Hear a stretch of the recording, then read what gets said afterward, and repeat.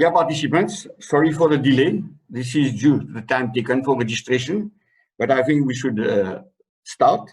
Well, good morning, good afternoon, good evening to you colleagues from all over the world who have accepted our invitation to participate in the webinar entitled The Impact of COVID-19 on the Sustainability of the Sugarcane Industry Worldwide. On behalf of ISSCT, Bonsucro and Allsopp, I wish you a hearty thank you for having taken time to be with us today. Today's event is historical in the sense that it is the first time that three leading organizations in sugarcane have joined forces to evaluate the impact of a major event affecting the sugarcane world and the world. ISSCT in its 96th year will bring its expertise and maturity. The 15-year-old Bonsucro will bring a fresh look, while the middle-aged Allsopp will use its charm to convey economic analysis, which may otherwise be rather dry and plain. Therefore, we'll be acting in synergy to make of this event worth your time and attention. We have been particularly comforted by the registration for this event. Within 24 hours of the invitation, we already had 250 among you who had registered. In the following days, this went up to 400 and eventually exceeded the capacity of a Zoom platform of 500, and we had to turn to a larger one. We are this afternoon 592 from 48 countries around the world. This shows the interest in the event and the importance of COVID-19 for sugarcane and beyond. When we greeted each other Happy New Year on 1st January 2020, rather in a routine way, we were far from imagining that a few weeks later, 2020 would be everything but happy. The reason, as you know now, is the advent of the new coronavirus, otherwise known as COVID-19, which has swept across the planet. As we speak today, some 14.6 million people have been infected with the virus, and the death toll has reached some 609,000, according to the latest data from the WHO, which you can see on the screen. This is a major event which is affecting and will continue to affect our way of life, our cultures and traditions, and our well-being. The pandemic is making progress by the day and is now spreading in the Americas, after Asia, Europe, Africa, and Oceania. Some areas are even experiencing a second wave. The world has come to a standstill in many sectors like aviation, tourism, hotel industry, export industries, and so on. But this afternoon, we are concerned with agriculture and more particularly with sugarcane.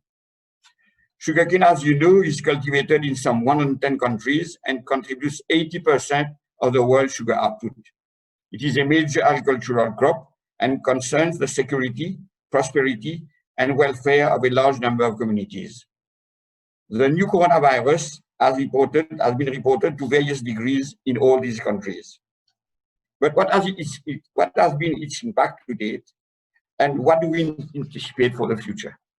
This is the motivation behind our virtual meeting today. The program, as you know, consists of analysis of social and livelihood impacts among producer communities in the Americas by Raúl Castillo, Chair ISSCT, in Australasia and Asia by Peter Allsopp, ISSCT editor, and Chair Tabor Bonsucro, and in Africa by myself. Public health considerations will be analyzed by Claudia Asensio from Pantaleon, Guatemala. The impact on business continuity will be emphasized by Meredith Smith or ED and F-Man from Louisiana, while Peter Leclerc, ISO senior economist, will bring to us the international trade and macroeconomic impacts of COVID-19 in the short and medium term. We thought it important that the various presentations should cover important issues across the value chain in sugarcane. After the presentation, there will be a Q&A session, and you are welcome to send your questions in writing. We will try to reply to some of them live, otherwise written replies will be given. We are now ready for a very interesting session, and I would like to conclude this introduction by expressing my very sincere thanks and gratitude to Danielle Morley of Bonsucro, to José Orive of Allsopp, and to all the speakers, to all those who have assisted us in one way or another in the organization of the webinar. those who are acting today in the cockpit to manage our Zoom platform, which is the largest one we have had to deal to date. I now pass on to Danielle and José for their welcoming message. Thank you.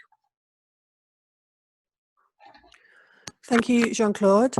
Hello, everybody. Welcome to the webinar. My name's Danielle Morley. I'm the Chief Exec at Bonsucro, the Sustainable Sugarcane Platform, one of the co-hosts for today's webinar. And I'm talking to you from our newly reopened socially distanced office in London.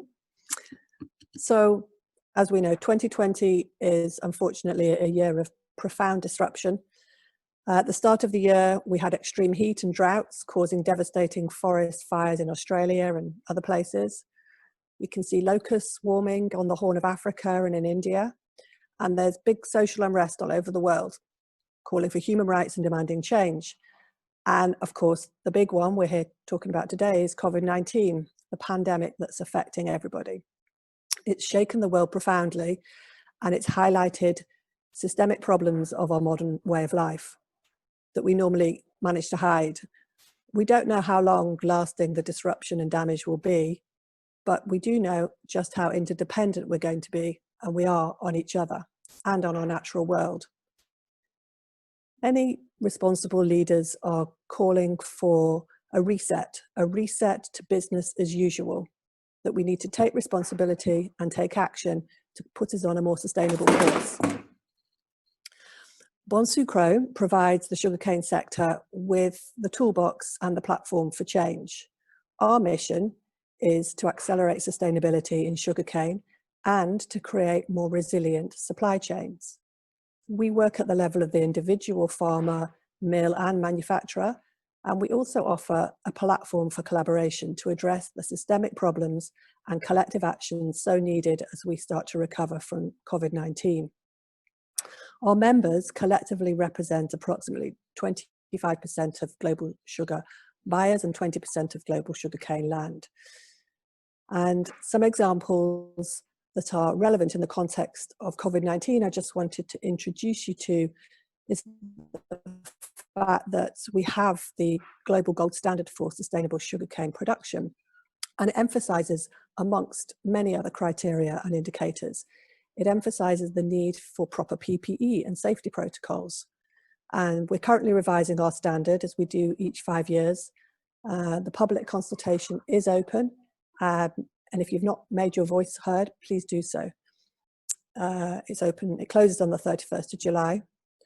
I also wanted to highlight the fact that Bonsucro has a digital credit trading platform that we are talking to our stakeholders about at the moment, because it enables producers of certified sustainable sugarcane to sell directly to end users a Bonsucro credit, which represents the value of sustainably produced sugar.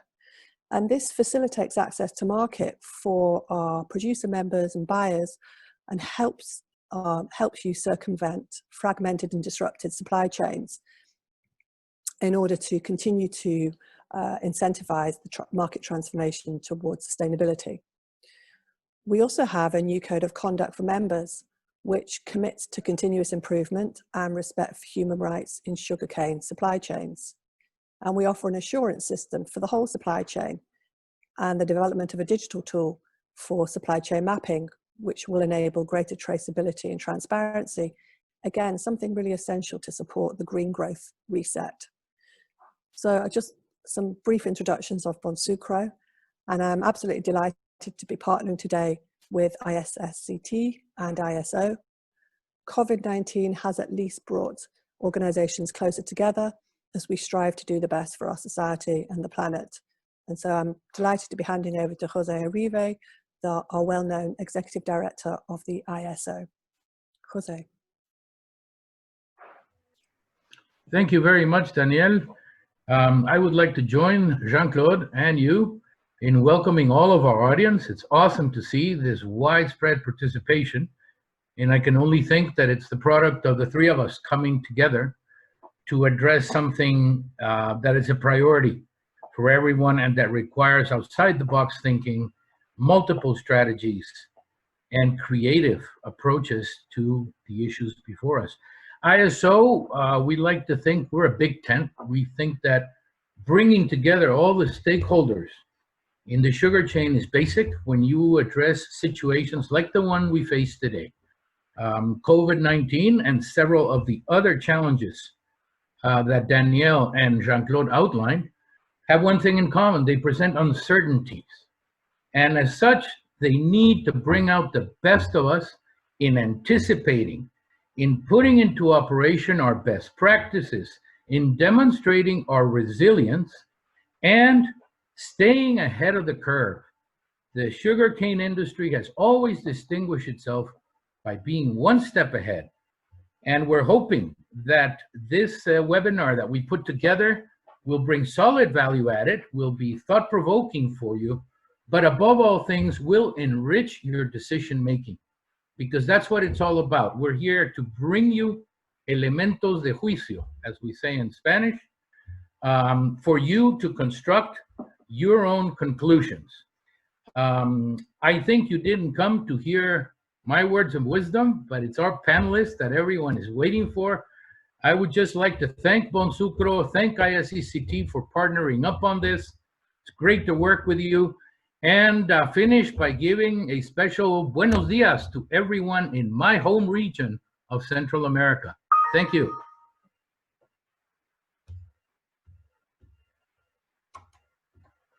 Back to you, Jean-Claude.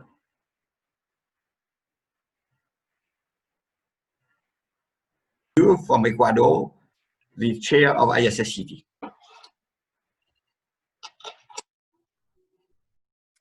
Thank you, Jean-Claude.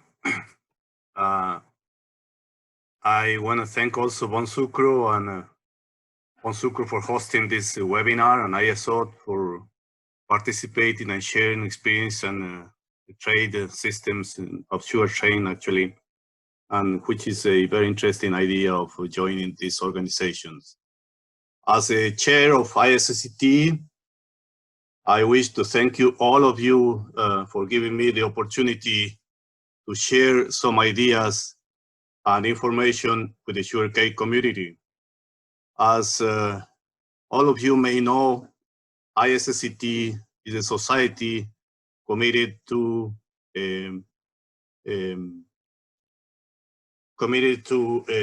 sustainable advance of the sugarcane industries and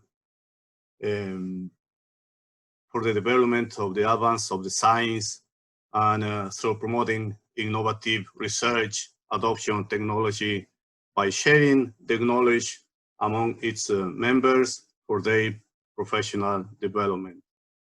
By doing this, we must be working together with our associates to help overcome this pandemic, which is affecting the economy of the world. I hope that this webinar is the beginning of many opportunities that we can have for sharing information and experiences. Having said that, my presentation will cover the Americas with emphasis in South America, in Latin America, I should say. And for this, I propose the following agenda. We will touch a bit in each of these topics, like the regional industry outlook. We have a regional COVID-19 situation and see what are the effects on production costs and cane sugar market, the impacts on cane growers and macroeconomy in Latin America mainly, and also put a little bit on ideas on change in labor forces, show you some contributions from the sugar industry and cane growers for the society, and put some perspectives for future sugarcane research. But therefore, as you may know, America is the world's largest region in sugarcane production, being Brazil the highest one with about 10 million hectares of crop in cane. Latin America providers make around 50% of the production area in total, being Mexico higher even to 85%. Because of this situation, hand cutting, water shortage, communal areas, canteens, and low education may increase infection numbers in all the region. The World Health Organization states that the pandemic has not yet reached the peak in the America, with USA and Brazil being the worst in the world. As you can see, the graph here, United States, Brazil, sorry, is getting worse in several months, even starting May and July, and we don't know what happened after that. Colombia considering now extending its nationwide lockdown, as the peak of the curve is in direct increase. Like you see, up to July 18, the number of deaths are going high, which is a worry situation in the whole country and in Latin America. Mexico now has the world's 5th largest death toll, and I have a graph here, but the WHO is showing that data. You can go to the webpage and check on that.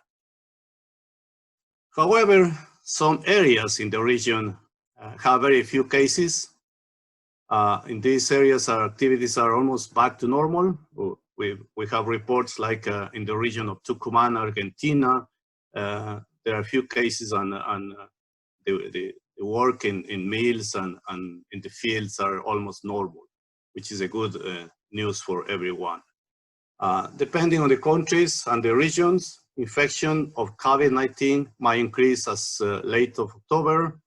And this is kind of worrying to all of the countries in our region because of potential problems related to harvesting in case the quarantine extension may occur.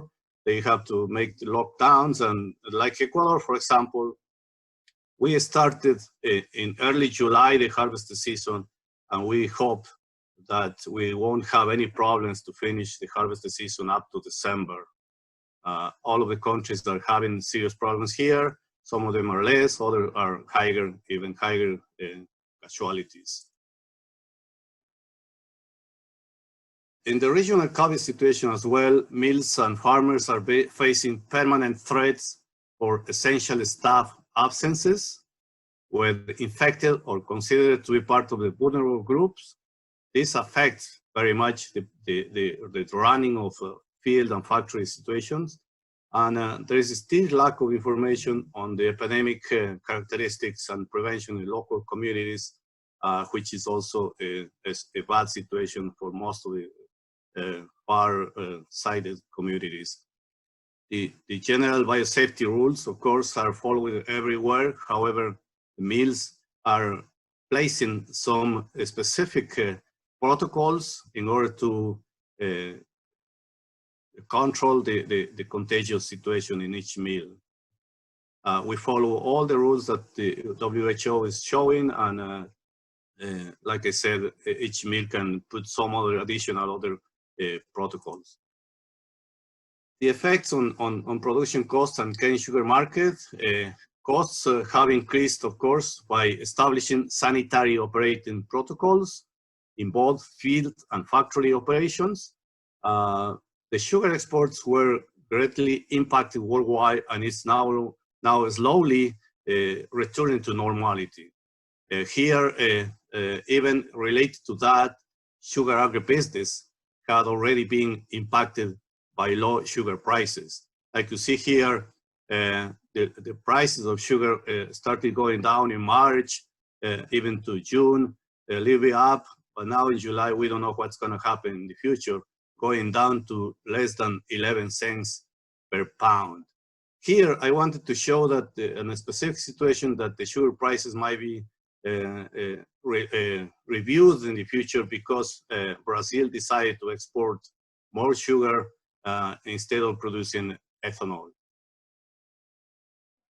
The impacts on cane growers and macroeconomy in the region, of course, the sugar industry production chains have been affected by the pandemic in several ways. For example, we had border closures, quarantines, market disruptions, and supply chain and trade problems were everywhere during the lockdowns and after that. Workers were affected by the disease, sick or vulnerable groups. Logistic problems, shortage of inputs, all of them also affected the production and the running of the mills. Bioethanol industry suffered a sharp drop in the sales due to low fuel demand in the lockdown, and government prices were fixing. Therefore, some of the mills even are changing the production of ethanol to sugar and increasing the amount of sugar in the market. Also, because of the sugar industry is part of the national economy, it's been affected also. A negative economic growth of the GDP in all countries is projected to 2020. Like you see in the graph here, like Ecuador, it's projected to have a negative growth of minus 7.4% in 2020. All of the countries are in different scenarios, but negative. We don't know exactly what's going to happen in 2021, but the situation here is looking at economically bad. And also due to the economic situation, change in labor force is seen in all countries, like because of the work conditions, by establishing splits, shifts, teleworking and transportation. The workers feel in different way in the factories and mills and in the industry. Also, the pandemic has pushed cane providers and sugar mills to look for cost reductions, in some cases generated unemployment. The cost reductions in all industries, not only in the sugar industry, is pushing to some unemployment in all Latin America. For the local community and the small cane providers also, these difficulties have caused farm laborers to shift to the informal economy sector to sell food and other goods on the streets. You will see now lots of people trying to sell something on the streets in the cities, and because they need to have some money to go back home. And with that, I need also to share you some of the contributions that the industry is doing and was mainly active during the lockdowns. Some contributions from the sugar industry and cane farmers. They set up teams to donate groceries, alcohol, sugar, and hand sanitizers to food pantries and also directly to the society. Also provided protective equipment to keep frontline healthcare workers safe, and purchase even gift cards to help local restaurants, small local restaurants, to stay in business and avoid close downs. An interesting issue in Guatemala, for example, is that the sugar industry donated an area within the Caña, the Sugar Research Center of Guatemala, for the construction of a hospital dedicated to COVID-19. And this will be managed by the Ministry of Health. This is very interesting contributions from the sugar industry that I want to share with you. With this analysis, this short analysis, I would like to put some perspectives for the future research in sugarcane for all of you to think of and perhaps have orientations in the near future. We need to promote the use of sugar according to the individual health requirements to increase global sugarcane demand. The COVID-19 crisis represents really for us an opportunity to raise awareness of the advantage of the sugarcane as a biofactory to produce clean bioenergy, bioplastics, clothes, and other goods. We need actually to certify traceable and sustainable practice with the use of blockchain. Also, we need to go further to develop the Industry 4.0 and big data and use big data algorithms. This is something that many industries are already applying in the sector and outside the sugar industry as well. Also, we need to apply sales in digital platforms using social media and e-commerce. This is something that we have to do in order to increase the use of sugar and the market and increase the market. We need to implement the best management practices in factory and field operation, following some experiences of other industries and sister industries in other regions where they are already applying. And as a scientists, we need to review the objectives in plant breeding, the integrated pest management systems, and biotechnology applications. We really need to speed up the release of new varieties, new technologies or applications in the field directly. And also we need to have a closer look at soil biology, water and soil conservation, the buffer areas to preserve biodiversity, including surrounding communities and stakeholders. In fact, what I am saying here is we have to apply the sustainability concepts for the future. I think with that, I wish to thank my dear friends, Rafael Roseto from Brazil, Daniel Plopper from Argentina, Mario Melgaro from Guatemala, Jim Shine, USA, Jeff Hoy from USA, Manuel Enriquez Poy from Mexico, Marta Caballero from Colombia, Andres Campos from Colombia. I think that's all I have. Thank you very much.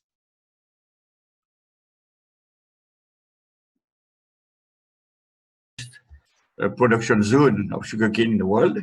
Now we will hear about Pacific and Asia by Peter Allsopp, who is from Sugar Research Australia, and now is editor at ISSCT and Bonsucro chair of the Technical Advisory Board. To you, Peter. Good evening, everybody, from a cool Brisbane, Australia. Like Raúl, the potential impacts in this part of the world really focus around the reduced output of sugar, perhaps through labour shortages, transport difficulties, shortage of inputs in field and mill operations, and delays in harvesting and field operations. In some countries, there's been an obvious reduced consumption, especially in the northern summer, so in places like India, where lockdown impacts have been quite significant on food and beverage sales. So some of those beverage sales, for example, have been down about 5% because of the lockdown impacts. As Raúl said, there's been diversion of ethanol production to sucrose production, particularly with the low oil prices that have also impacted as well. And those lower oil prices that Raúl said, perhaps balanced to some extent by reduced output in some countries such as Thailand, and I'll come back to Thailand in a minute. In most areas, there's been minor impacts on R&D with those restrictions on movement. So there's a general similarity in the potential impacts in this part of the world. But it's not been the same in all the countries. If we look at the Pacific producers, Australia, Papua New Guinea and Fiji, they are quite different industries. Australia is highly mechanised. It's focused in the northeast part of the country, and it's very much focused on export. About 80% of the sugar that's produced is exported, and that makes Australia the third highest exporter in the world. Papua New Guinea, again, is a mechanised industry. There's only one producer, and that's in the northern part of the country, and it's very focused on domestic production. Fiji, on the other hand, is quite labour intensive, lots of smallholders. It's on both main islands in Fiji and some export as well as domestic production. In general, in those three countries, COVID-19 levels have been low. There is a big benefit of being island countries and tucked away at the end of the world. Certainly in Australia, The quarantine that has been put into place has been quite stringent. There were a few early escapes and then a trickle of current sort of escapes as well. But all of those industries in the Pacific are currently in their harvesting season at the moment. If we look at each of those countries, in Australia, we've had about a bit over 10,000 cases, with about 2,500 cases are currently active. But this has been mainly in the southern states, in Victoria and New South Wales, not in the sugar producing areas. In Queensland, which produces about 95% of the crop, there's very strong border controls to minimise any influx of COVID-19, particularly of people from Victoria. And generally in the country, there's little overseas travel into or out of Australia at the moment. So it's quite very regulated and very reduced airline traffic in and out of Australia. In general, there's been little direct impact on the industry at the moment. As I said, the industry is very mechanised. It uses a relatively small amount of labour, and that labour is local labour and usually reasonably well trained. Like Raúl mentioned, the normal precautionary activities are in place and certainly strongly emphasised in both the mills and in the farms. Each of the businesses must have a COVID-19 plan and must be seen at putting that COVID-19 plan into action. We go to Papua New Guinea and Fiji. Papua New Guinea has only had 11 cases so far. Very, very small amount. About three are active, and these have all been overseas arrivals. But the real worry in Papua New Guinea is their reasonably poor infrastructure to cope with any epidemic. At the moment, they've got those strong border controls. They've been very lucky in missing out on most of the COVID-19 activity. Fairly similar in Fiji, about 8 active cases at the moment, and again, overseas arrivals. So again, there's been little impact on the industries because there's that mainly local labour. So there's no great amounts of migrant labour or anything like that. The Papua New Guinea industry is also in quite an isolated area in PNG, so that gives it an extra protection if COVID-19 starts to get away there. The Fijian industry is a bit different. It's in main population areas and it's close to some of the tourist areas, although the tourist traffic is dramatically fallen away, particularly with Australian tourists. There's no Australian tourists going to Fiji or anything like that at the moment. And again, both of those industries have normal precautionary activities in place and they're very strongly emphasised. So Southwest Pacific, we've been very lucky. Low amounts of COVID-19 relative to other countries and very strict quarantines coming into the countries, and particularly in Australia's case, with movement within Australia across the state borders. If we go to Southern Asia, we see some quite different situations there with the major producers of India, Thailand, China, Pakistan, those sorts of countries. In those countries, there's great variation in the types of producers, from very large, quite mechanised farms, small farms, to large plantation type estates. And labour is very important in those countries, especially during the harvesting season. Some areas such as Thailand have been very affected by drought lately, whereas others, such as India, have an increased production forecast. So again, there's quite an amount of variation amongst those countries. And those countries being in the Northern Hemisphere, the crop's currently in the growing stage. We look at India, and India has got about 1 million cases so far, 340,000 odd active. It's at a stage where it's hard to predict how bad it's going to be, but it looks like it's developing.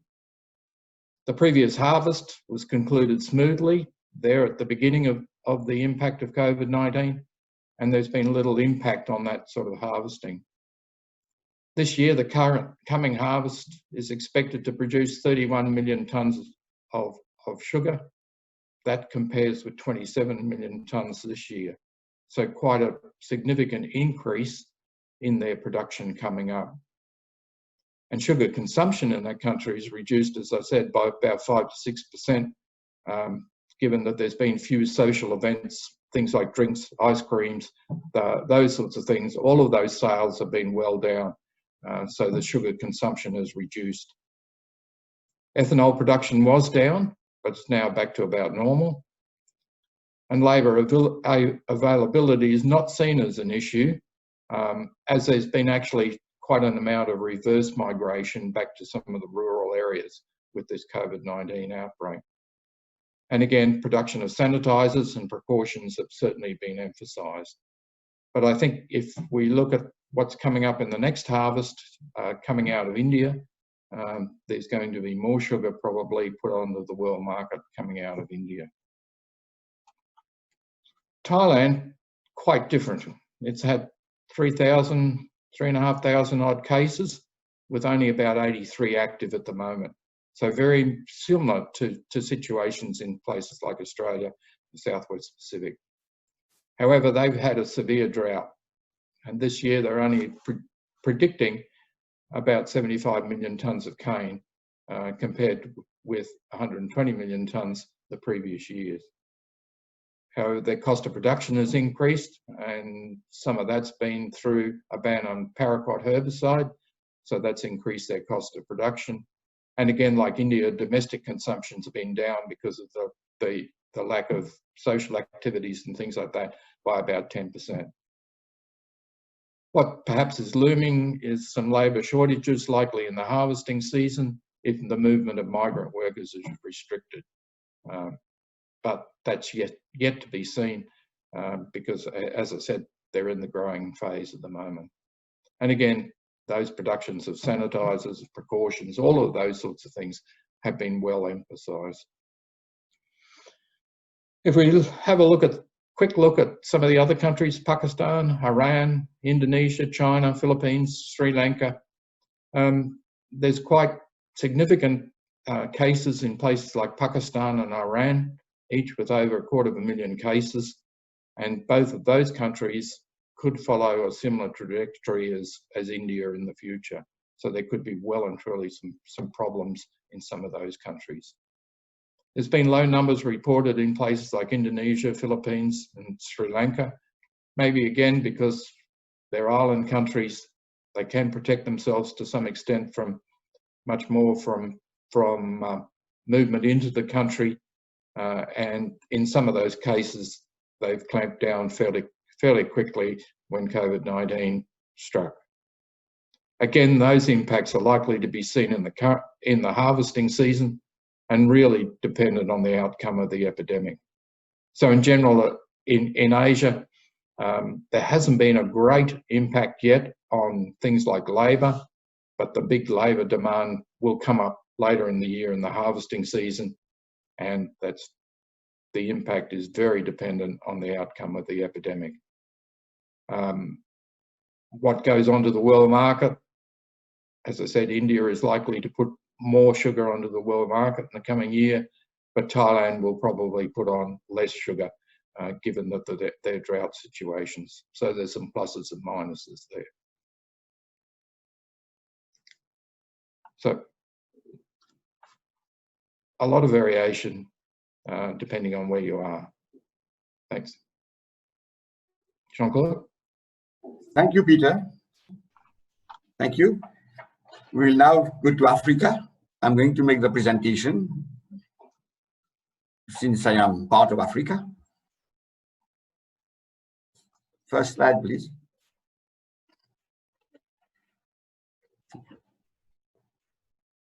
Next one. Now, the African, back please, back. The picture in Africa, there are 54 countries in Africa, 27 produce sugarcane, some 1 or 2 produce also sugar beet. Production in 2019, 12 million tons, percentage of world production, 7%, so a relatively unimportant zone of production. Next. When we look at the COVID-19 situation, more than 700 cases, 15,000 deaths, and 326,000 active cases from WHO data of this morning. Next. We have selected 4 contexts in Africa to talk about the COVID in Africa. First of all, South Africa, a large producer, 2.2 million tons of sugar. The epidemic is during the crop season. The peak has not yet been reached. Maybe it will be in August. And the number of confirmed cases is in excess of 364,000 and 5,000 deaths. Côte d'Ivoire is a self-sufficient producer, 180,000 tons. Epidemic started, but the first cases started in the capital city at the end of the crop season. Peak was reached in June. The infection is expected now to decrease, and the number of cases, 14,092 deaths. In Mauritius, export-oriented industry, 90% of 300,000 tons exported. Epidemic occurred in intercrop season, 343 cases and 10 deaths. And Nigeria is a large, this time, importer. So we choose 4 contexts. Imports 1.2 million tons of sugar, mainly from Brazil. Local production is low, and epidemic started at the end of the crop season. To date, there are 36,000 confirmed cases and 789 deaths. So we've taken those 4 countries to represent Africa. Next one. South Africa first. Next. So South Africa has a big industry. I am not to cover the slide completely for lack of time, but you must understand that Africa, in fact, there is an estimated 65,000 people directly employed in the industry. And when you compare indirect jobs, there are 270,000, quite a huge industry with 14 mills, with 20,000 growers, of which 19,000 are small growers. And the industry, like many industry, have been struggling for years because of the low prices and also because of cheap imports, etc. So South Africa now has a plan, national plan, trying to salvage the sector. Next one. So this is part of South Africa. This is where the industry is mainly located on the southeast coast. Next one. Now the COVID in South Africa. Now the agricultural sector was excluded from strict lockdown regulations, so it could continue to produce. So so production continued. Other measures needed to be taken by farms and mills to limit the risk of spreading the virus were regular screening, wearing of masks, etc. Limited number of people in transport to prevent spread of the virus, and also in staff accommodation. With the COVID-19 epidemic, there were a plan in farms and land, for example, in farms and mills. For example, there were isolation rooms, etc., for diseased workers and staff. And the travel, the movement was reduced to essential. All this added cost to the industry, plus cost of protective equipment, extra transport, etc. There was additional accommodation needed. There was a loss of productivity due to mill stops, to delays, to restrictions. Presently, there is a surge of the disease in proximity of the sugarcane area. And the data of last week was 25,000 cases.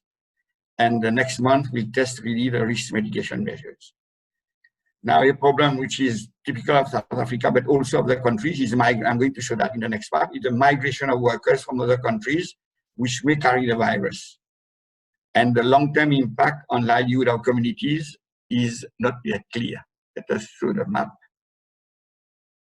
You will see that on the map, there is migrant flows into South Africa from neighboring countries, and this can be a very important source of not only of disease but also of social problems. Next case, different from South Africa, a relatively small industry, Mauritius. Mauritius, as you know, is in the Indian Ocean, not on the mainland, but belongs to Africa politically. It has today 3 mills, and the specifics of the industry. Next one. In last year, 45,000 hectares were grown, 331,000 tons of sugar were produced. The number of small growers is nearly 10,000. The number of sugar mills is 3. And the direct employment in the industry is 6,500. Now, in Mauritius, there is a very interesting story about the virus. Next one. So we had the first cases on 18 March. We closed down the country with curfew. We closed frontiers. We closed everything that could be closed. And there was no public gathering authorized. The control of movement was maintained with the issue of work access permit for essential industries. There was a national plan. There was a national committee presided by the Prime Minister. And of course, control measures like everywhere else were enforced with sanitation, distancing, wearing of masks, washing of hands, and contact tracing. And working from home became generalized. In Mauritius, the population has comorbidity factors which have to be taken into consideration. The Mauritian population is diabetic to the level of 24% and hypertension to the level of 30%, and some people, of course, have both. So this was very, very worrying. And also the vulnerable group of the senior citizens over 65 years, about 11.5% of the population. Next slide. So new laws were enacted with very severe penalties for those who trespass. For example, fines reached, for example, $12,000 if people were caught not going by the law. There was large-scale testing by PCR, about 50,000 tests, and rapid methods, about 150,000. So more than 200,000 tests have been carried out in Mauritius, and about 1/6 of the population has been tested. The epidemic has been contained with 332 cases, and fortunately with 10 deaths until 27th April. There has been no local case in the community since 27th April for 11 weeks. Now, concerning the Mauritians who are abroad, they have started to be repatriated. They have to be in quarantine, and 12 of them have been found infected, but they have not spread the community. Various measures were taken, for example, distribution of food packages, payment of social benefits on doorsteps of senior citizens, etc. All these steps taken, paid, and finally, this allowed government to lift confinement on the 30th of May, and by now, life is practically back to normal. Now, next one. Concerning the industry, the epidemic occurred in crop time at canopy closure. Little impact on field activities except for some weed control, irrigation, and delay in planting, but on limited scale. Factory maintenance was delayed, but after the confinement operations were contracted out at a cost. Practically no delay in start of the crop, which started last month. Overall, it is considered that COVID-19 had little impact on the sugar industry, and the new crop is now underway. During lockdown, sugarcane workers received their salary, and there was no case of infection in the industry reported. The industry took various social and philanthropic measures, for example, by providing for free sanitizers from their ethanol from their distillery. But there has been significant impact in other sectors, airline, tourism, hotel, export, etc. Because tourism is the #1 industry in Mauritius, and becoming at a standstill is dramatic. Depreciation of local currency against foreign ones, for example, against the US dollar, 12%. Increase in cost of living for imported food, etc. Heavy job losses may occur, but the government has introduced wage assistance scheme. And in various ways, there has been disruption, but we are making up for this in various aspects. For example, the academic year, there was all schools, etc., were closed for 3 years, for 3 months, and therefore the academic year has been extended to next year. The third case is Côte d'Ivoire, Ivory Coast.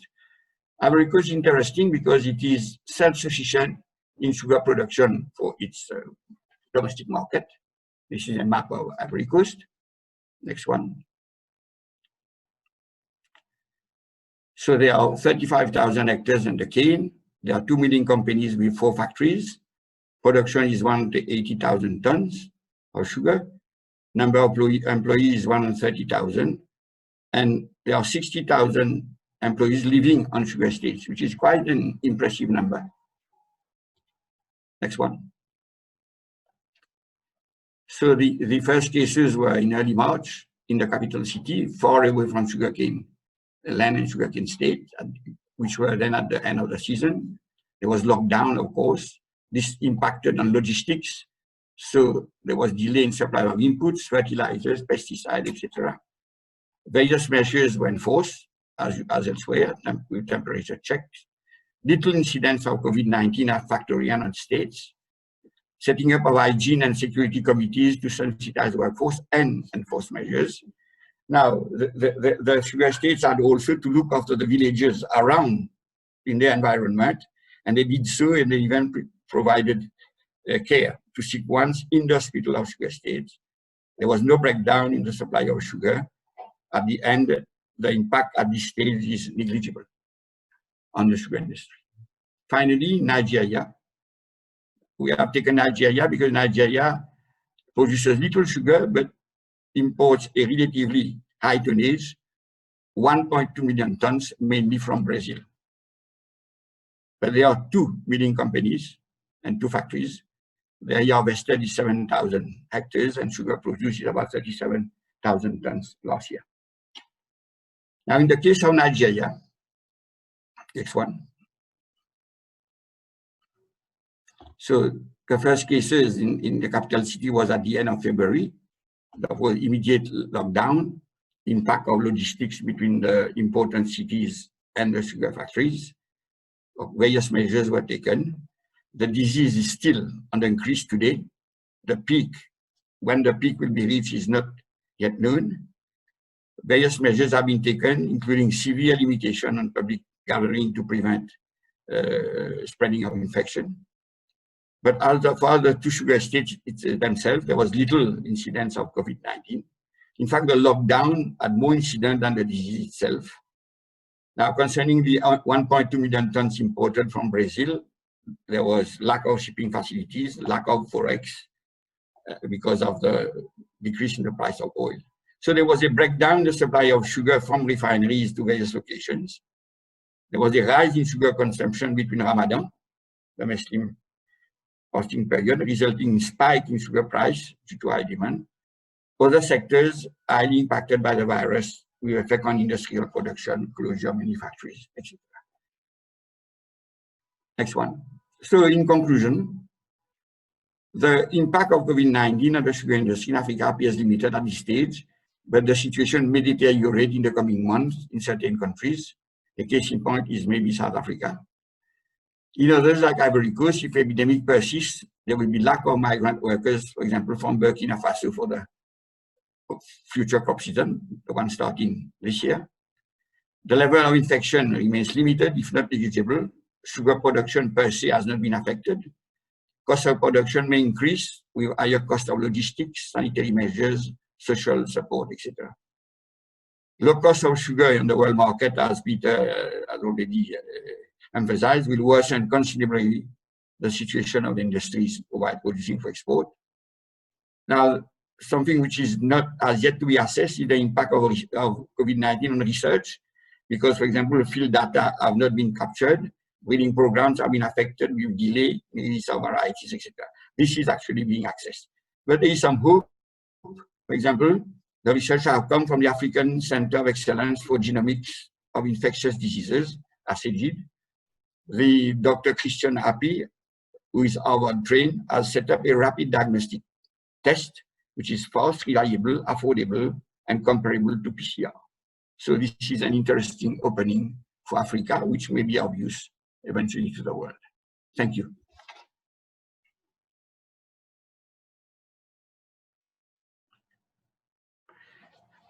Now we will hear from Claudia Asensio from Guatemala. Claudia is well known. She has participated in many webinars, and she will speak about the social aspects of COVID-19.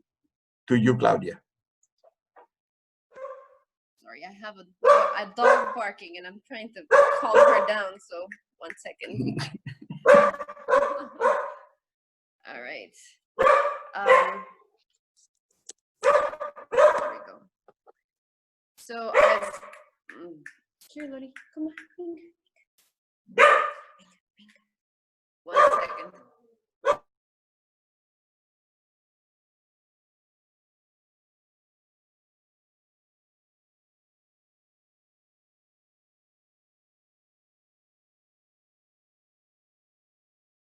I think I got her. All right. So as I was preparing for this talk, I took a step back and thought how rapid this COVID-19 really came to us unprepared, and the massive implications that it has both at a personal, at an interpersonal, and then at a workplace level. So I have some slides. I don't know if they're up yet.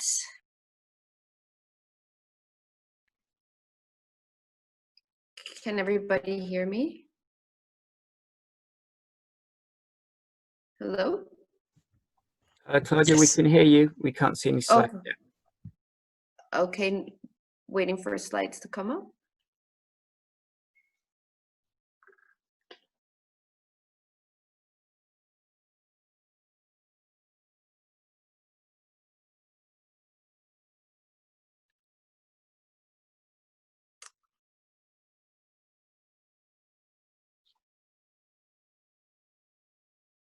Does the, will Bonsucro share the slides, or should I? Ah, there we go. Thank you.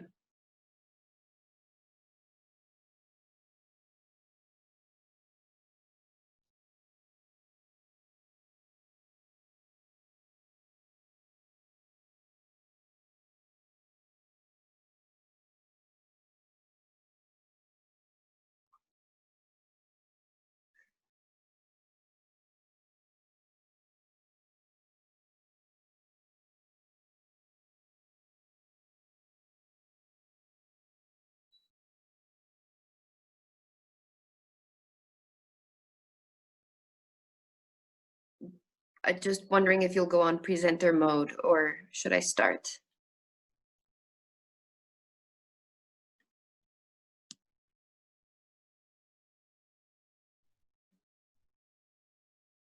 Okay, I'll start for time's sake. So, when thinking about the public health implications around COVID-19, and coming from a global company that has to think about many different countries at the same time, I believe the first item that must be taken into consideration is the socio-political context in which we live in and operate.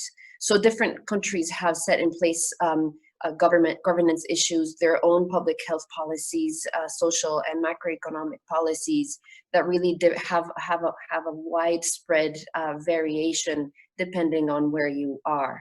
Some with much better outcome, others with not so good outcome, and that really depends on the institutional capacity that each country has. Country and governance issues aside, then we move on to the individual company quantifying the issue at different levels. So first and foremost is the individual worker. You know, what are the underlying conditions that each worker has? What's their nutritional status? What's their immune status? What's how much do they know about the disease, and where are they getting their information from? In addition to what's their skill to change their behavior, and then thinking about what work conditions they have. You know, are they in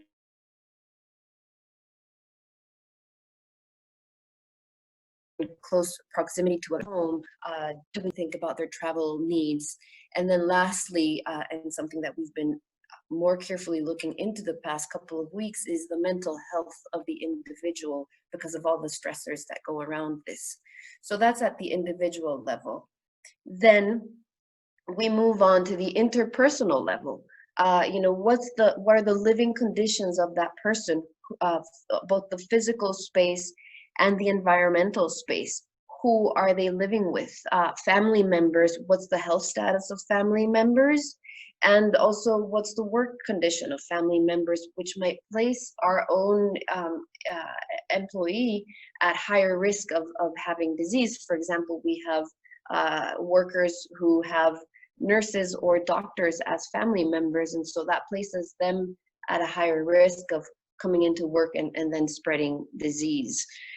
Then we move on to the community level, where we've had to think about what type of access to care people have. Do they have access to food, especially when there have been such stringent shutdowns in some spaces, right? Is there maintenance of basic services like water and electricity? And then what are the transportation methods? Here in Guatemala, all public transportation was shut down beginning in March. So we've had to really help people transport back and forth in safe and healthy conditions. And then lastly, to finalize the quantification of the issue is the institutional capacity. Do we have testing capacities, and what are the waiting times to get test results? Do we have medication availability, and what are the protocols of care, both for self and for the family? Are there enough hospital beds available, including ICU beds, and including availability of ventilators and whatnot? And then move after, having to quantify the issue at this, very comprehensive level. We've moved on to how do you follow the scientific literature? I mean, there's been such collaboration in the scientific community in the past 6 months of the year. There's been ongoing publications on all the scientific journals. So how do we keep track? And then who do we listen to? Because there's been also divergent views on different issues. And then if all of that science, and we're going to follow evidence-based practice on our policies and programs, then we really need to be following that credible science source. So there, as companies, we need to think of how does disease spread? Is it contact? Is it droplet? Is it airborne? And that has huge implications on what type of PPE people use, what hygiene protocols, should we be cleaning surfaces all the time and doing sanitation of areas every time an individual gets infected or not? How do we treat people getting on buses and whatnot? Then understanding the pathophysiology and the virulence of the disease. And that has to do also with individual underlying health conditions and who we send to quarantine and who's allowed to continue working. Also the mortality and identifying vulnerable populations. Testing, different types of tests, and what tests need to be done when, and for what purpose. There's been a lot of hype about different types of tests, and understanding the different testing options is crucial to having a good testing protocol in place. Also treatment, different types of treatments, both as an outpatient and hospitalized patients, and that takes into consideration the access of different medications. Are there clinical trials going on in country where we can have access to more sophisticated medications, or is it the more simple approach, and we will get access to the antivirals once they're available worldwide? And then lastly, following the whole vaccine progression, and I am very, very hopeful with the 10 to 12 organizations that have a lot of advancements in the production of vaccines. So all of this has led to, and I recommend leading to workplace crisis management plans and workplace policies and programs to be set in place. And to give you some examples of the things that as Pantaleon we've implemented in all the countries where we are, which is the US, Mexico, Guatemala, Nicaragua, Chile, and Brazil. We can move on to the next slide. At an individual level, immediately we implemented social distancing and home office activation whenever possible, and then mapping of individual health conditions and identification of those vulnerable populations. It helps to have a robust health system, in-house, where we know who's at risk of what, and those people who are vulnerable, meaning the people who have cancer, who have kidney issues, who have hypertension, diabetes, any of the heart diseases, we've placed on paid leave. And so, it's a large quantity of individuals. Assessment of individual work conditions and modifying those work conditions whenever possible, and obviously provision of protective equipment to all employees. At an interpersonal level, we have a contact tracing protocol.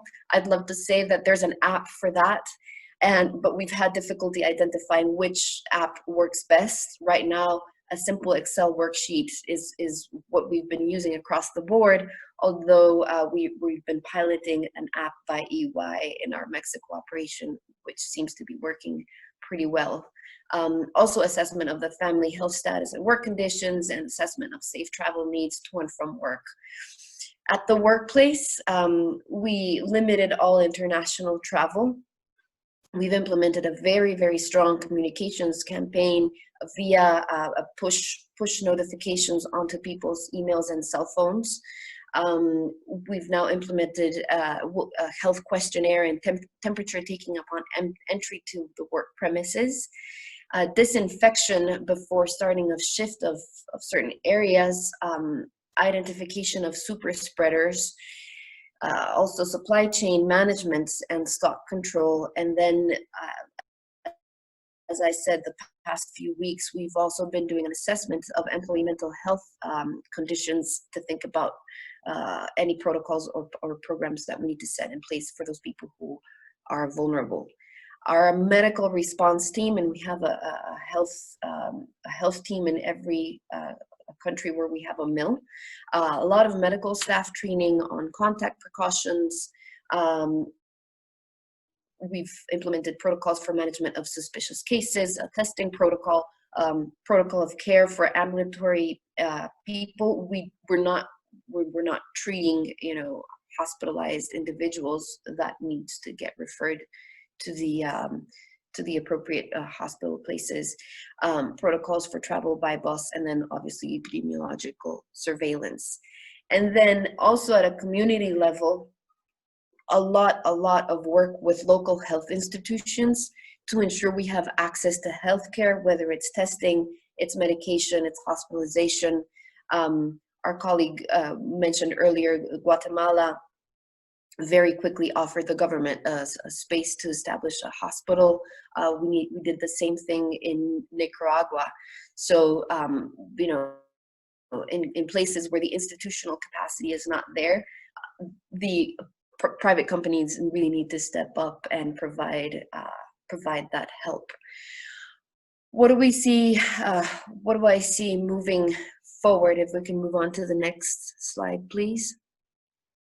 The wider health effects of COVID-19, there's obviously the direct health impact from a COVID-19 infection, but there's also the psychological and social effects from this disease, whether it's stress and boredom because we're all at home, it's reduced physical activity because we can't walk out or gyms are closed or whatnot.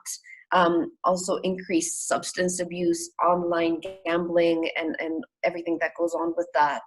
And although, being at home can really improve family relationships with kids and spouses and whatnot, there's also the risk of greater levels of abuse that we've also seen, in the news, etc. So that's a big health effect.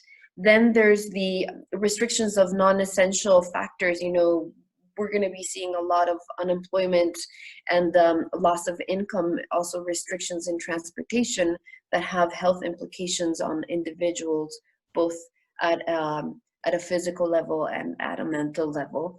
The closure of educational facilities will have cognitive and psychological effects on kids.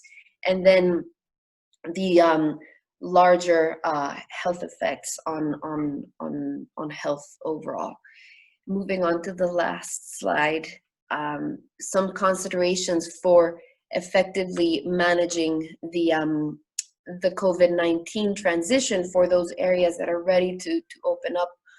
You know, I think communities should have a voice and be informed and engaged and participate in this transition phase. There's inequality issues that are being faced by different communities. So implementing a phased approach to a new normal, I would say, is the first consideration. Then balancing the individual rights with the social good, prioritizing people who have higher health risks of negative consequences, providing special support for the health staff that really have a high burden and high stress of being the first responders, building and strengthening and maintaining trust with employees and with community members, enlisting a set of social norms, healthy new norms. I think if at any point in time you were going to start doing exercise, or you were going to start or wanted to lose weight, or wanted to start meditating, I think now is the perfect time for that. I cannot stress enough the positive health effects that can have on the immune response. I'm a huge advocate on supplementation. I have all my family on vitamin D, zinc, and vitamin C supplements and omega-3s, which I think does fantastic effects on the immune system. And that also helps increase resiliency and self-efficacy, and have that better response for change, using positive and clear language with employees, anticipating and managing misinformation, because there's a lot of misinformation out there, which I think places workers at risk of also self-medicating. I heard from someone very close to me taking medication to avoid the contraction of disease, and I was just mind-boggled because of the adverse effects of that medication. So please go to your doctor before you take anything, and don't self-medicate. And then also engaging with outbreaks in companies and whatnot, because again, a lot of misinformation can have detrimental effects. So I think any transition phase should be informed by real-time data and have a constant update. So that's it for me. I go back to you, Jean-Claude. Thank you. Now we have heard about the field, the factory, the social environment, the public health aspect. What about the business continuity? Meredith Smith of EDF and MAN will take us through that part of the webinar. To you, Meredith.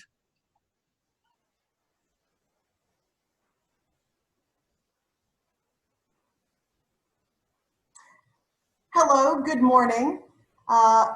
Matt, would you please start my video?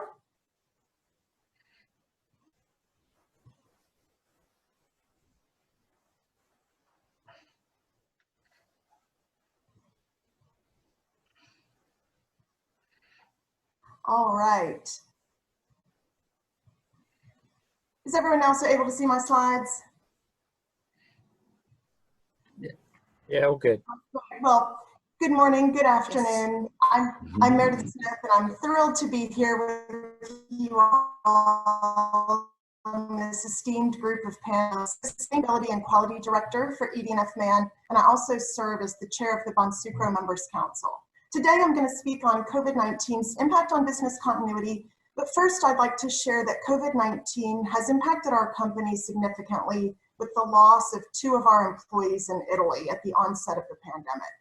Many of you may have lost colleagues, friends, and family members as well, and our hearts go out to the families and loved ones of everyone affected by COVID-19. I'll start with a brief introduction to Eating Enough Man for those of you who are unfamiliar. Eating Enough Man is an employee-owned agricultural commodities merchant with over 237 years in business. We have about 5,000 employees working in 50 countries. We trade sugar, coffee, molasses, animal feed, and pulses. And in addition to trading commodities, we also have our own production facilities around the world. For example, we have numerous warehouses and almost 50 coffee mills in 30 countries. I work for Eating Enough Man's Liquid Products Division, which primarily handles fish oil and molasses. We are the #1 supplier of molasses globally, and our molasses is used to make animal feed, yeast, and rum. In North America, we are the largest manufacturer of liquid feed supplements for livestock, with 28 manufacturing plants and several storage terminals located in the US, Canada, and Mexico, as shown on the map here. At Eating Enough Man, corporate social responsibility is ingrained in our culture. We're passionate about sustainable production. We try to limit the environmental impact of our operations, and we actively support the communities in which we work through initiatives such as Vol Cafe Way in our coffee division and our MOS program in our liquid products division. The MOS program takes a portion of our profit from sales of sustainably sourced molasses to fund impact programs in the origins in which we operate. So now I'll talk about business continuity, and I'll tell you about the 4 focus areas of Eating Enough Man's recent journey during this pandemic. First, in late February, we realized that we needed to resolve the immediate challenges that COVID-19 represented, including protecting the health of our employees and maintaining our essential operations.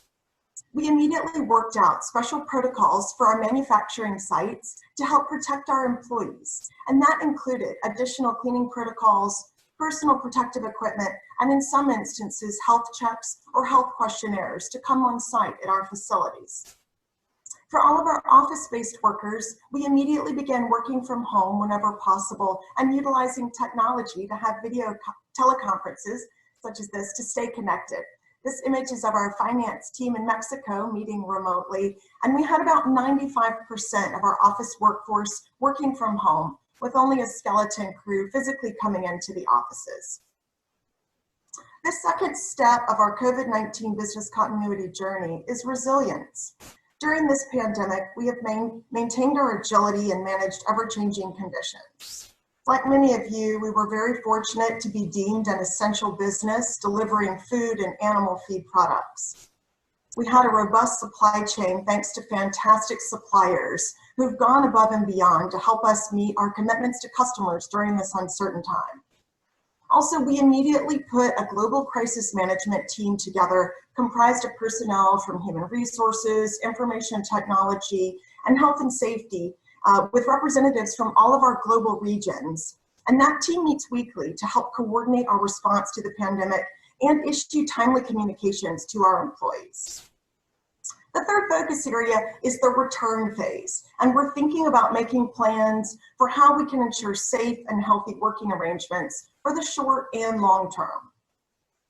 So looking ahead for the short term, we put plans together for safe returns to our offices, including the use of PPE, social distancing, and enhanced cleaning procedures. For our return to office plans, some locations with open office plans have implemented tracking tools to ensure social distancing for planning who's going to be in the office when. We've also allowed all of our office-based employees to continue working from home, and we've even required some offices to remain closed, depending on the country they're in and the local rates of infection.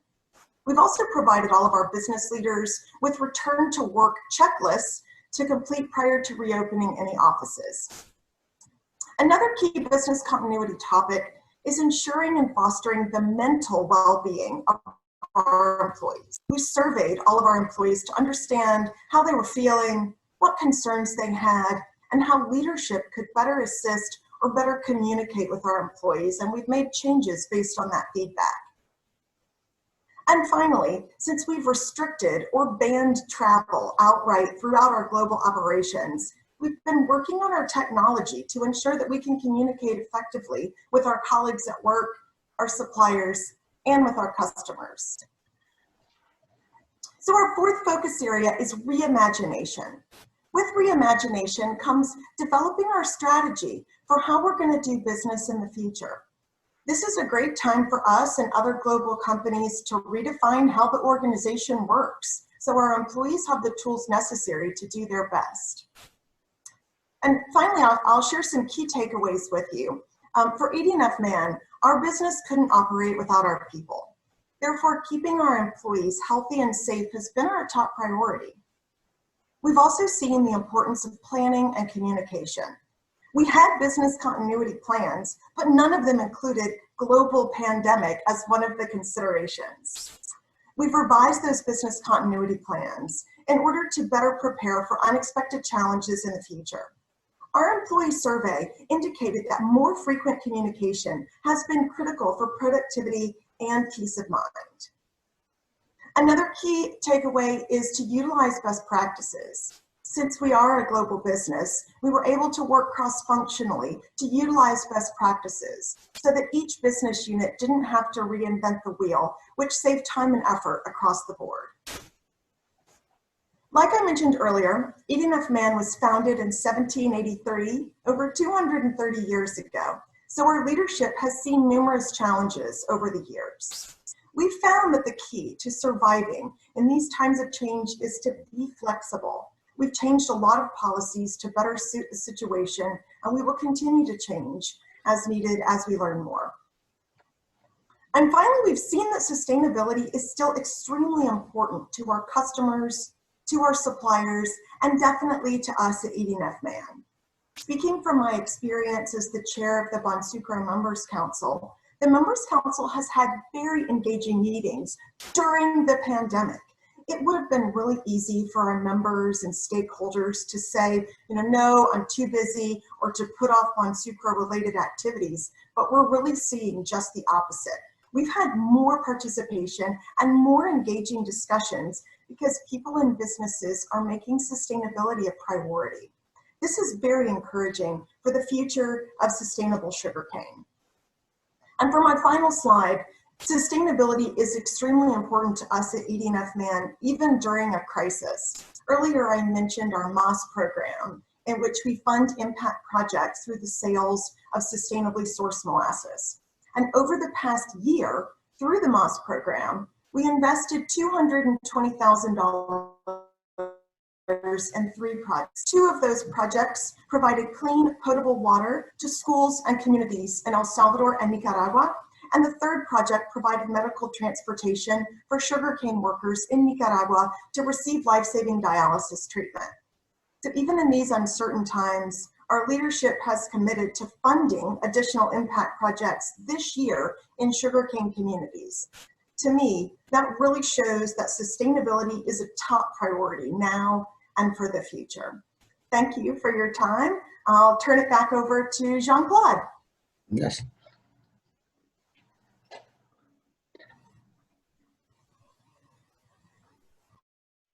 Thank you, Meredith. I have been unmute on it. Yes, we can hear you. Yes, thank you, Meredith. Well, you have taught us how business can continue in spite of COVID-19, and to have still time for various philanthropic activities, for the well-being of the communities in various countries. Now, last but not least, we will hear from Peter de Klerk, senior economist, and he will bring to us the international trade and macroeconomic impacts of COVID-19 in the short and medium term. To you, Peter. Jean-Claude, thank you very much. At the moment, I can't see my own image, but I'm sure you can turn my video back on and hopefully we'll get started and hopefully you can see my slides. We're good, Peter. We can see your slides.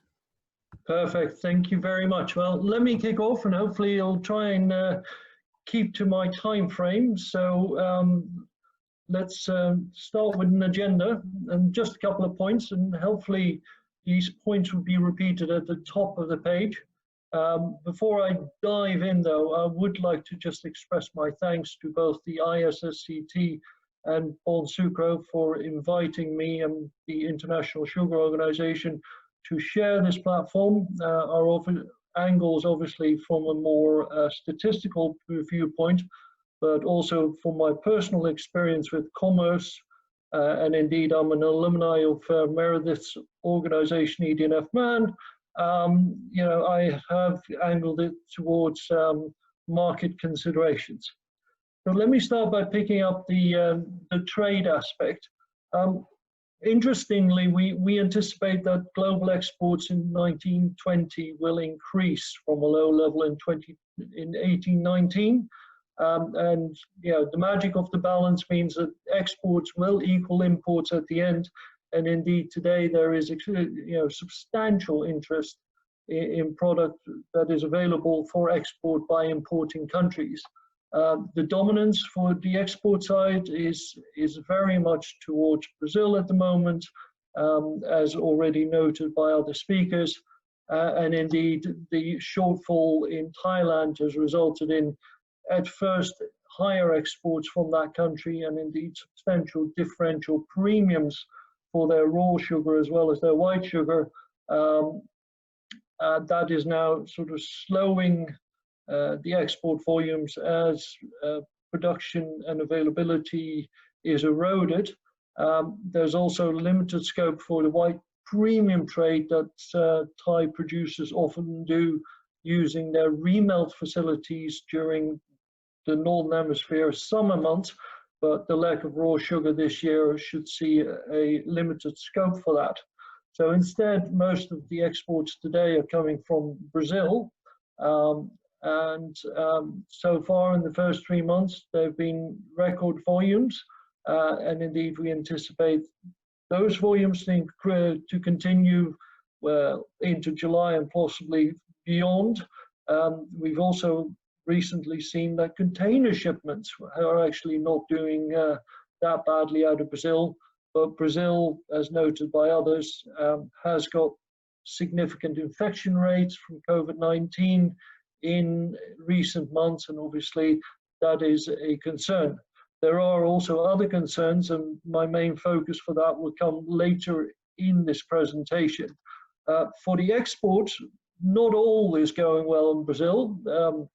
This is a Bloomberg headline from a couple of weeks ago that there has been a logjam of ships, and indeed this large vessel that's listed on the right there, that arrived on the 29th of May and only sailed on the 1st of July, will have cost the exporters a significant amount of money in terms of demurrage. And it wasn't a small vessel.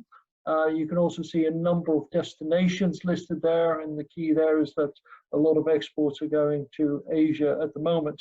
On the left, we have the freight index and indeed crude oil prices, just to indicate that the movement in freight costs has actually remained fairly much within a historic range, and therefore those vessels that have been delayed by a substantial period will have cost quite a lot of money to the exporter and to the terminal operator.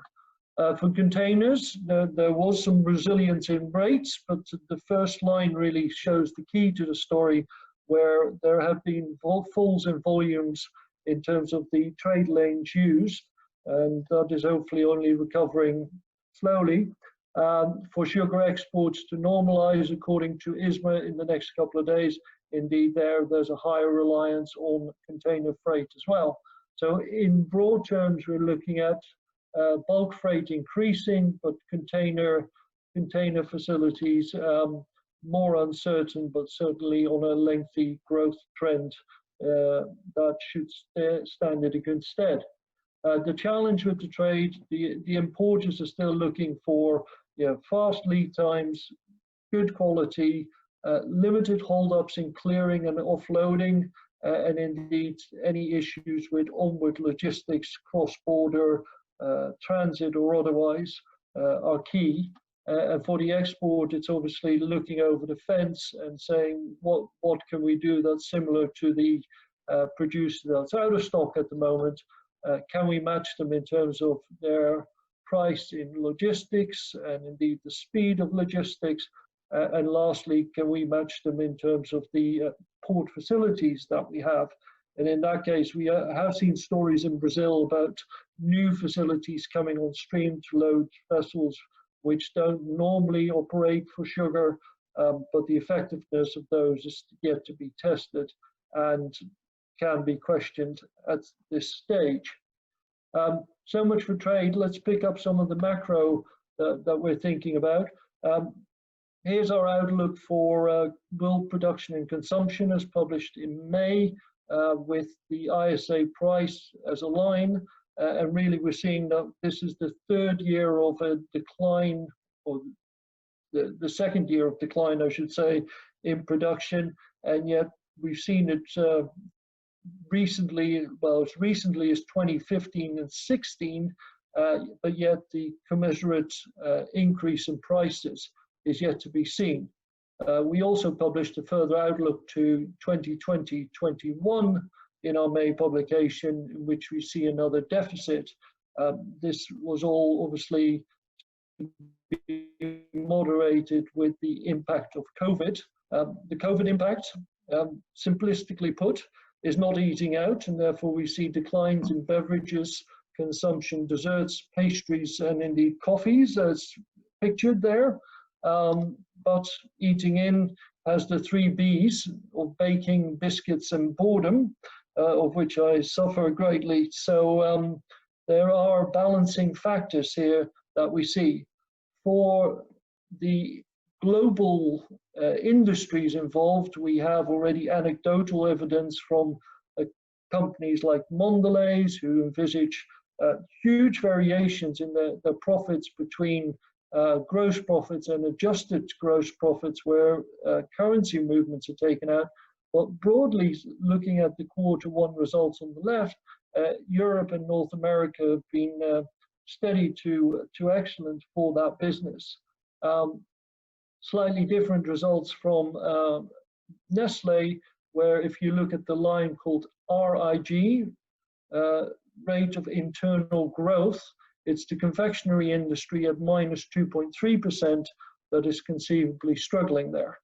The big issue obviously is soft drinks and Coca-Cola in particular, or as an example here, where drinks growth was good into February and then declined in March to give a broadly indifferent result for the first quarter, but also breaking down into different categories, and indeed looking at some of the zero sugar products, seeing growth there. The ISO has had to rise to the challenge of calculating the impact on sugar consumption during the lockdown.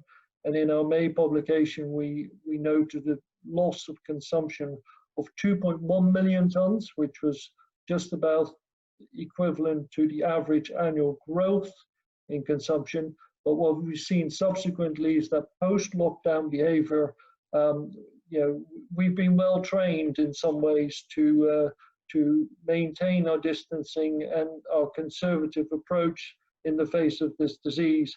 And so there is going to be additional and subsequent impacts that have yet to be calculated, and indeed will be incorporated in our August publication.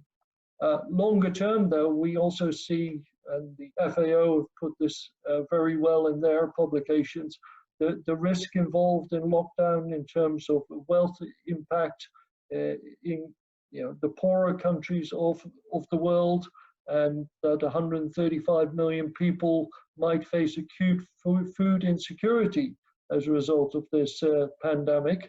And indeed, governments have faced up to the challenge of not choosing, but considering the challenge of the poverty trap relative to the elderly deaths that have been noted. In the UK, the average age of a COVID-19 fatality is 78 years old for a man and 82-year-olds for a woman.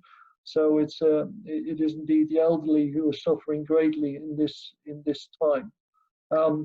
Other things to change, though, are the fact that we envisage that the link between GDP and changes in consumption behavior might be tenuous, and that a broad shift in consumption patterns is unlikely. And what we see instead is that we are transiting, and this is a quote from a Radio 4 program, we're no longer looking at just in time, but instead we're looking at just in case. And I'm sure we all confess to having purchased things just in case. From the production side, as noted by others, and I really don't have to reiterate this because I think I'm amongst experts in this area, but employment in both harvesting, logistics, mills, and indeed in sugar beet cultivation means that our industry, like few others in agriculture, is very exposed to the impact on the labor force that is available. And indeed, we are noting concern in the larger employing economies such as India, where that could be a challenge. The final point about regular maintenance and external support was certainly found resonance with the Russian industry, where there have been challenges in getting the right maintenance staff into the plant in order to ensure that it returns to operational perfection ahead of the start of the harvest in August. We were fortunate that for our MICAS studies of this year, we have looked at fund activity in the sugar market. And this MICAS study is available from the Secretariat for all those who are interested. And obviously, the clear thing, as we've all noted in markets, is that investor or speculator interest in commodities was very negative for the period that the COVID virus hit, and as a result, market prices were substantially down during that period, and everyone recalls the dip in US oil prices during the period. But we also see today that all bar one, and that is ethanol, has really seen a transit towards sort of between 20 and 10% reduction in prices for a selection of commodities. And US ethanol is really the standout commodity at the moment. What is also a standout factor is how much the white sugar price has traded above the raw sugar price, and that was really about the opportunities taken by destination refiners to take aboard that extra Brazilian sugars. The white premium has in recent weeks weakened as a result of that sugar arriving at those destinations, but it's also a reflection of the impact and the concern around food securities that COVID have had, triggering additional buying programs from national authorities in places like Egypt, Saudi Arabia, and Indonesia. We have to say, though, that the biggest buyer of sugar from Brazil today and for this season so far has been China. Just talking, I suppose, cross purposes with Meredith for a moment and looking at molasses prices, those have been trading at a substantial premium to sugar prices, as the chart shows, and even near pulp prices. What is interesting is that obviously meat industry and meat production has been affected quite dramatically by COVID-19, and as a result we could see demand for grains and silage affected, and we should perceive that the diversification towards ethanol and other fermentation products has indeed been a lifeline and a positive impact on prices so far. Returning to this question about ethanol in Brazil, we have an interesting scenario to play out really for you today, insofar as the US price, which we showed previously, has been trading above the Brazilian price, and we've taken into account a 20% duty in imports of US product into Brazil in this chart, and as a result it's proven less competitive. And on the right we've made some fairly simplistic assumptions to ascertain a 2021 estimate of what the trade in Brazilian ethanol might look like. And so there's going to be a draw on Brazilian ethanol product from the import-export balance. At the same time, the fuel usage in Centro-South Brazil has been rebounding significantly or substantially since the impact of COVID. And even though in Brazil there's been numerous cases, it seems that car usage is indeed increasing, with the dotted line showing our projection. And as a result, what we see is that while in the first 3 months of this year, we've had record ethanol stocks in Brazil, actually those stocks are going to start being used and consumed to the point where at the end of the year in December, we might see a situation where the balance needs to be shifted, or indeed there will be an issue in the balance for ethanol in Brazil. And this is obviously at the detriment to the sugar balance. For now, Brazil's all important and weather is all important. At the top, we see the weather situation as we've had it over the last off-crop period, where Brazil rainfall has been concentrated in a specific period, and indeed at the bottom that there have been few rainy days. There is, and it has been anticipated that there is going to be a substantial swing towards sugar, but how far that swing goes today is still a huge question mark. Undoubtedly, we're going to revise up our Brazil production figure given results so far, but we are concerned about the ethanol usage number. Lastly, and as already noted, the key is how many people get back in their cars. So for an outlook, here's our view as per May, and we think that possible scenarios will be that consumption falls further, stocks will obviously rise as a result, and indeed be proportionally more relative to consumption than previous. But the focus is really about the impact that this COVID-19 pandemic will have on consumption patterns in developing countries long term. And secondly, that the attitude to stock exchanged, and we will rebound to what is the trend path for consumption in the long term. So to conclude, and hopefully to remain within the allotted time, the deficit this year will narrow as a result of these consumption changes, and obviously dependent on the end of the pandemic and the return to the trend line at that stage. Production will be higher for Centro-South Brazil.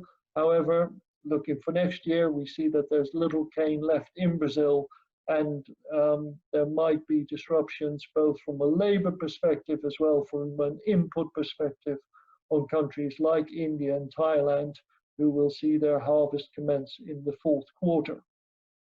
Looking back, high prices and weak real resolved the trade balance in the first quarter of this year. Low prices has kept ethanol in the game, but at this moment in time, we see that the current price is not commensurate with the tight stocks that we have, and that it's the pandemic and the oil price that's really keeping values capped. I conclude with thanking you and hoping to look forward to seeing you on the 24th and 25th of November, when we hope to have our usual seminar organized by the International Sugar Organization. I thank you very much for your time. Back to you, Jean-Claude.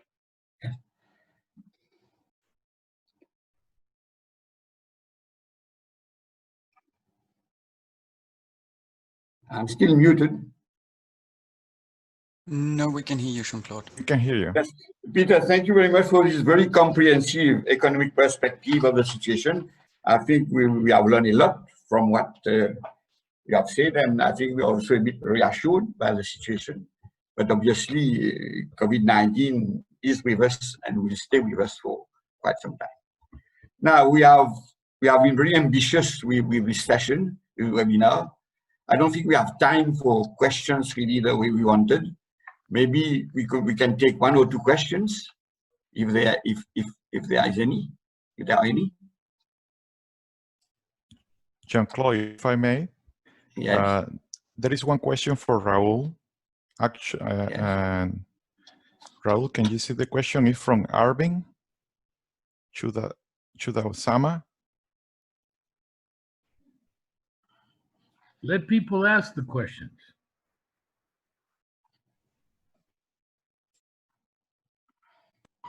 Miguel, do you want to read it out?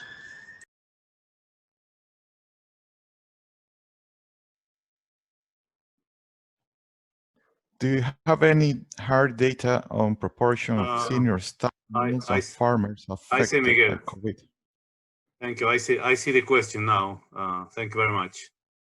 No, I don't have any hard data. That's something that's very difficult to get from the mills, actually. Sorry about that. I don't have any hard data. I probably can get some, but I can't promise anything. Sorry about that. And may I pick up Arvin's second question, which is concerning the estimate we had in our May publication concerning the drop in consumption. Yeah, obviously, Arvind, it's not an exact science, so hard data is a little bit of a high bar to set for me. But we have done numerical analysis on the number of days of lockdown and an estimate of the relative loss of consumption that we anticipate related to such things as beverage consumption within that country and the like. So we have tried to put some science towards it, but not necessarily hard data. Thank you, Peter. And Raúl. Miguel, any other question? Miguel?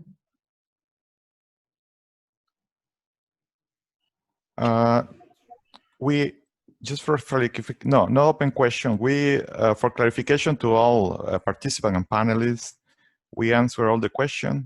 There is one coming from Tim Murray. Have any of the research institutions been called on to use the PCR equipment for COVID testing?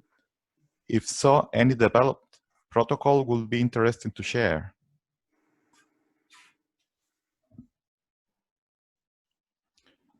Well, from a research point of view, we have not been involved in actually working on COVID-19 at the Research Institute.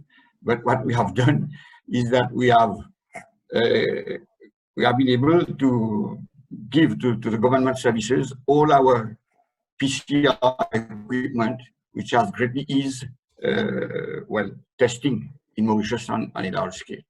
But we have not actually researched on the virus.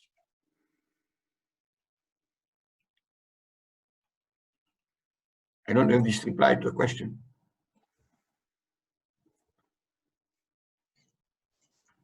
There is one incoming question from Muhammad Tariq. Yes.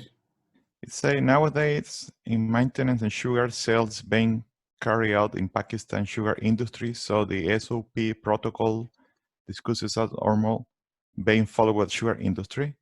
And in South Asia, especially Pakistan, pandemic was started after closure last season and next season has yet to come to. So to see what consequences will be faced during the operation. It's more than a comment than a question, I think. And there is another one.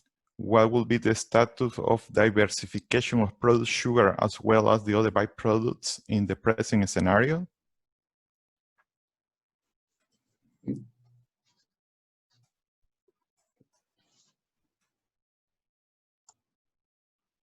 Does anyone want to take this question? What will be the status of diversification of product sugar as well as the other byproduct on this present scenario? What is exactly the question? It's about diversification. What is the status of diversification of product made of sugar and other byproducts? I think, if I may, undoubtedly, efforts towards diversification must continue, and they form part of the core strategy to be able to be ready against any contingency, against any uncertainty. However, depending on where you diversifying, you should be looking at what are the variables around.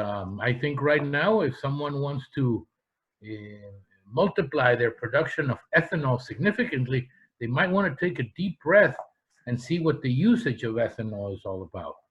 Definitely that has been impacted. For cogen, I think it continues the same. I would guess for bioplastics, from what I hear from East Asia, China Sugar Company and Mitterpol, they are continuing with the rhythm of bioplastics as their contracts depend on set people that use the product. I do believe that the closure of schools in many countries in Asia has prompted a drop in the consumption of bioplastics dishes and the sets that they use in public schools to have their meals. But I think the question was innovative ways of adding value to sugar and to co-products.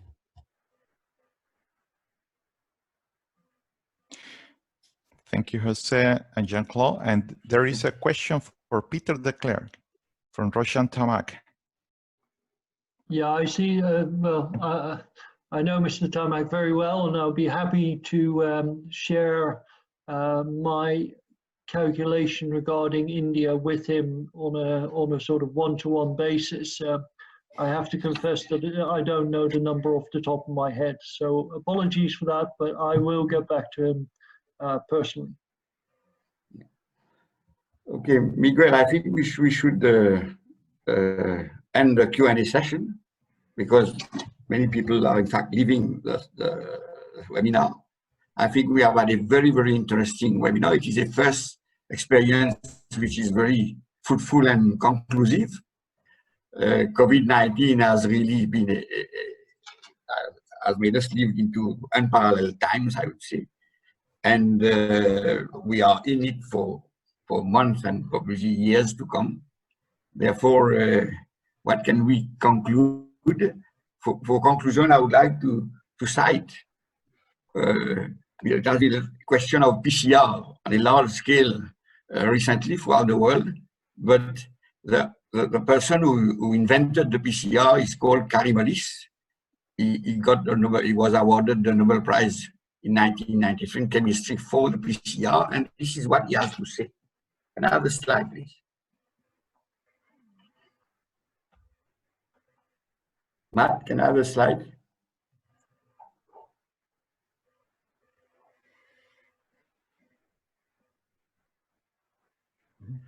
No, the next one. Yeah. No, the one before, please. The one before. Well, this is what Karim Mesa has to say. He said there is a very important rule in evolution. Don't trouble yourself with details that do not matter for survival. Whoever can do something more efficiently survives. I think this is from the inventor of the PCR. I think this is very appealing. And in fact, we will survive if really we live through that, through this philosophy. This is in straight line with Darwin, with Watson and Crick, etc. on evolution. Therefore, I would like to conclude here and extend my thanks, without the next slide, please, to all those who have assisted us or participated in this. We have the first group from Bonsucro and from South Africa, as well as from Ivory Coast and Mauritius. Then we have the speakers, Raúl, Peter, Claudia, Meredith, Peter de Klerk, and of course, Danielle and José. So thank you very much. I think this first experience will lead to many others. I think we have learned quite a few things from this session. And we have not been able to take maybe more questions, but you're welcome to send us your questions for the web. Now, the presentations are available. They will be put on the web and they will be sent to all those who request them. And also the session itself will be put on YouTube, and you will learn out about it tomorrow. Therefore, we look forward to your feedback. If you have any comments, questions, etc. And until next time we meet, I will say au revoir and à bientôt.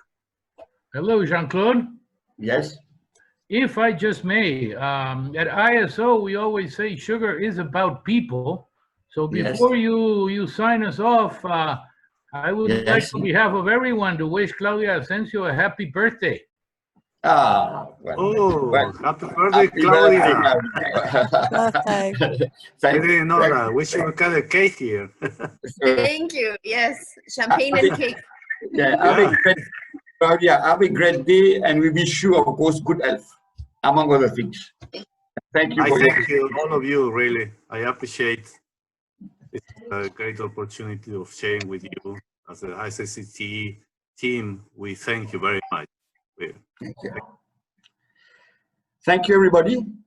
So we call it a day, and thank you for all your efforts and for your time and for staying with us for over 2 hours. And as I said, this is only the beginning. So we are looking forward to new ventures in the months and years ahead. Thank you. Thank you. Thanks, everybody. Bye. Bye. Bye. Bye. Thank you.